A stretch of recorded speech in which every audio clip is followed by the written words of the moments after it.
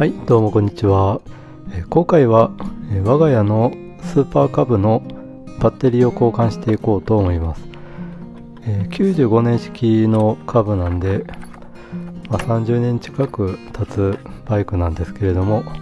未だに現役で使っています。まずはサイドカバーを外して 10mm のレンチでバッテリーのカバーを外していきます。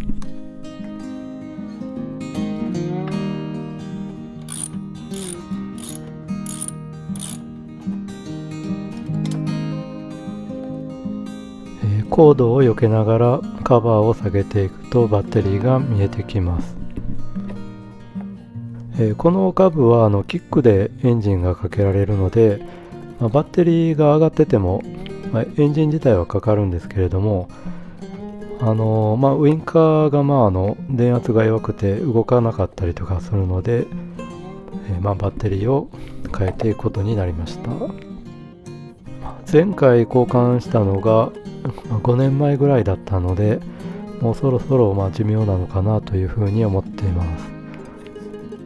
ちょっとリチウムイオン電池も考えたんですけれども、ちょっと端子を接続したまんまだと割と放電するみたいな話もちょっと出てきて、今回は前回と同じ湯浅のバッテリーを選択してみました。端子にプラスのコードを接続してから、収めていきます。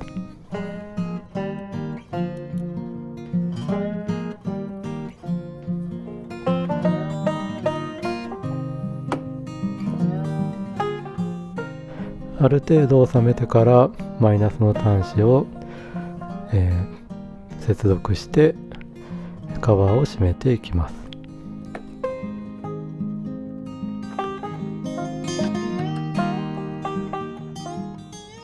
10mm のレンチでボルトを締めてカバーをつけていきます。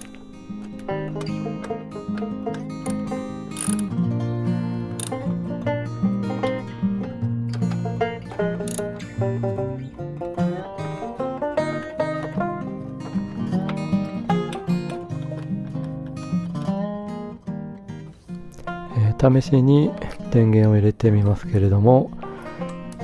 正常にウインカーも動くようになりました。試しにエンジンをちょっとかけてみますけれども、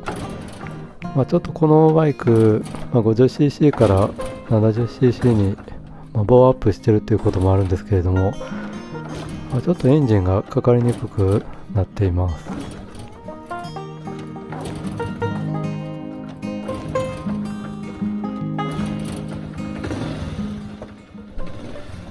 なんとかかかってくれました。こ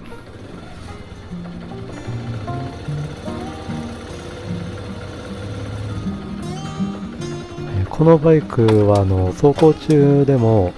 ニュートラルとか一速に入ってしまうちょっと恐ろしいバイクなんですけれども、結構愛着があって、これからも大切に乗っていこうと思っています。今日はこんなところです。それではまた。